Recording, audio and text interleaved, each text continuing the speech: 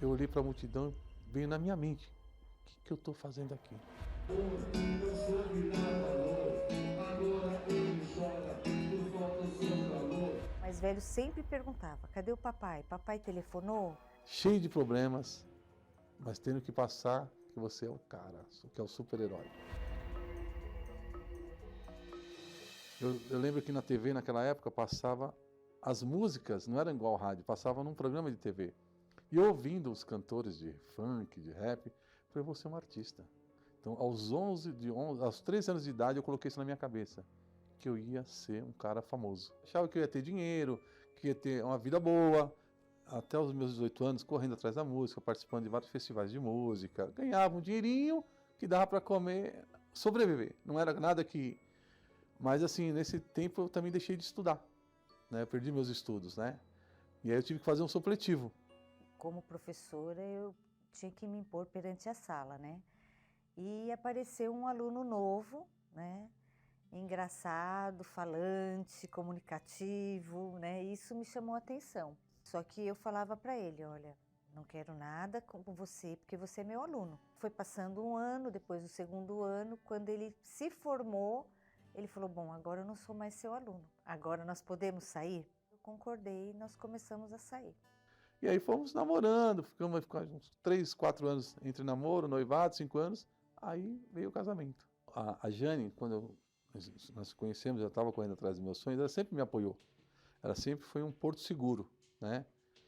E só que, ao mesmo tempo, eu já não estava com um caráter legal nessa época, porque começa a aparecer um pouco da fama, você começa a se deslumbrar com isso, né? Então já comecei, já tinha casado, já tinha as traições da minha parte. Com o tempo ele foi conquistando mais espaço no mundo da música e ele foi começando a se distanciar. E nesse distanciamento eu fui percebendo que ele estava já me traindo, porque eu via muito tempo no celular, né? O celular tocava, ele não atendia próximo a mim, mensagens também, vinha muitas mensagens e ele apagava. E aí eu fui percebendo que o casamento já não estava bom. Ó, quando começou a fama, que aí começa o perigo. Muitas pessoas se aproximam de você, você começa a se achar, né? E eu esqueci que estava casado. Fama, dinheiro, farra, na minha cabeça estava tudo bem.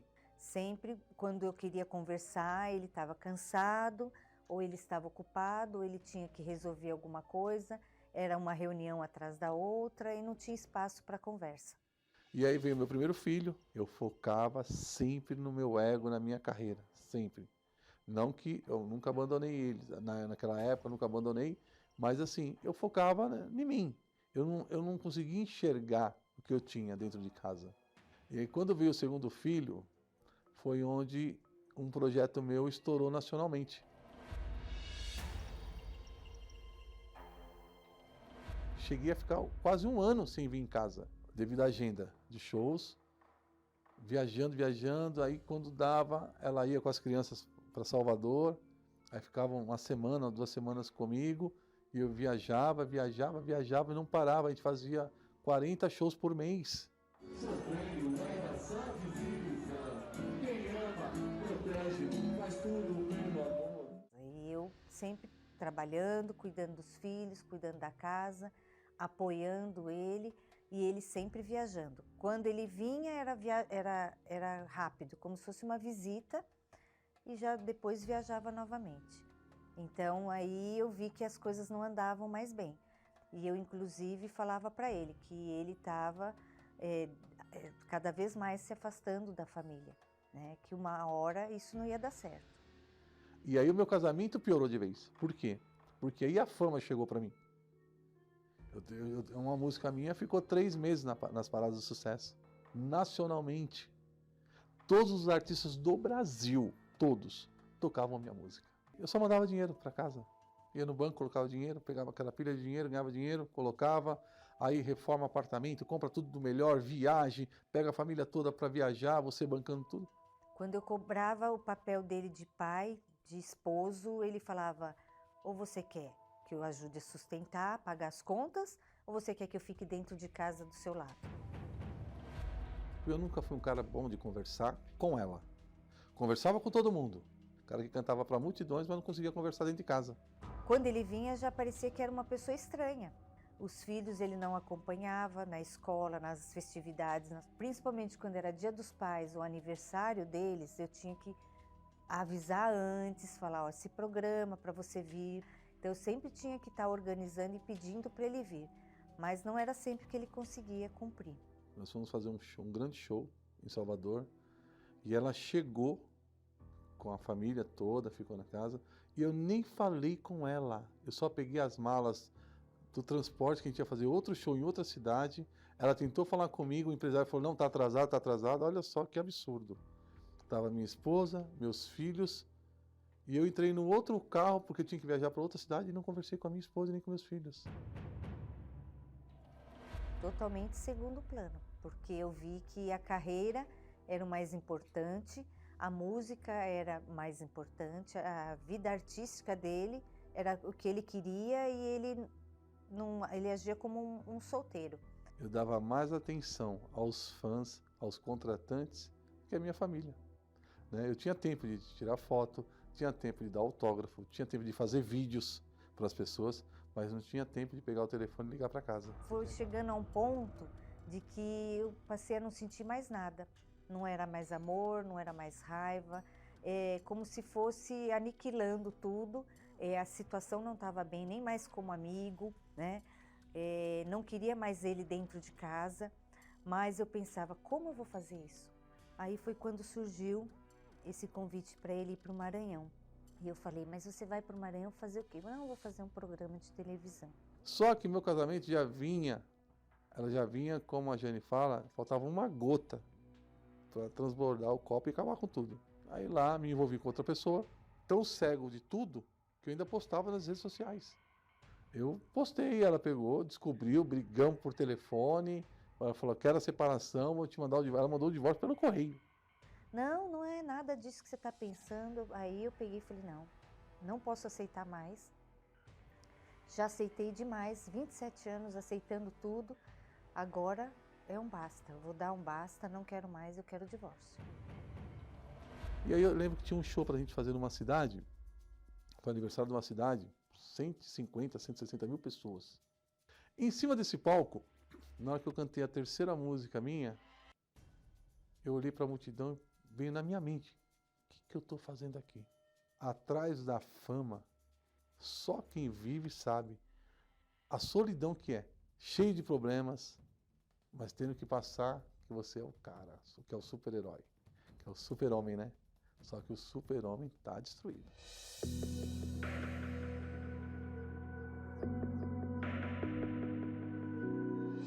Quando eu pedi o divórcio, eu falei que eu então, a partir daquele momento, eu ia cuidar de mim. Então eu fui às palestras, comecei a frequentar. Então cada dia que eu vinha na palestra, eu ia ouvindo e praticando. Eu pude ver que assim, muita coisa também eu tinha que mudar dentro de mim. Então eu pensei comigo, agora, sozinha, eu vou me tratar.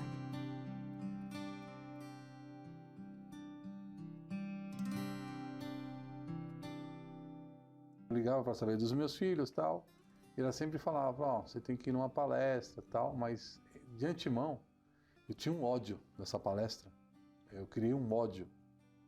Eu achava que aquilo que era passado ali não era real para mim. Eu falava, eles não sabem de nada, não sabem da minha vida, vai ficar dando palpites, né? Mas eu estava destruído, né? Minha vida totalmente acabada, no fundo mesmo, mas no fundo do poço. E ela sempre falava, ó, vai na palestra, vai na palestra. Foi quando eu peguei e falei, quer saber? Eu vou tentar. E aí quando eu vim na palestra, na primeira palestra que eu vim, não foi uma palestra, foi uma surra para mim. Que tudo que eu acho que eu precisava ouvir de caráter, de tudo que um homem precisava para dar certo na vida, né? Porque eu não vim na palestra para tentar reconquistar o meu casamento. Eu vim na palestra para aprender a ser um homem de verdade, né? Uma pessoa de verdade. Eu abracei aquilo como uma causa. para a minha vida. Eu encarei aquilo como se eu estivesse num médico. Estou doente. Ele é meu médico. Então ele está falando, ó, você tem que fazer assim para você se curar. Foi isso que eu abracei. Depois, acho que de uns 3 meses, 4 meses, foi que a gente voltou a se falar. Quando ele pediu para conversar, eu vi que ele estava diferente. Então, nós resolvemos dar mais uma chance, né? E praticar o amor inteligente, que é o que nós aprendemos nas palestras com os professores. E hoje nós namoramos, depois nós nos casamos o ano passado, né? E estamos começando um casamento novo, uma vida nova, transformada. Na verdade, o casamento verdadeiro para mim está sendo agora.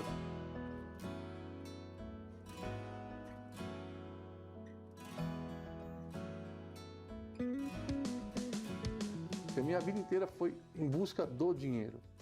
Hoje é o contrário. A busca é da felicidade da minha família. Hoje ela faz 100% parte da minha vida. Hoje eu tenho um marido de verdade, porque até então eu nunca tive, né? Era viúva de um marido vivo, né? Sim. E agora hoje eu tenho um marido de verdade. Qual a expectativa minha? Nenhuma.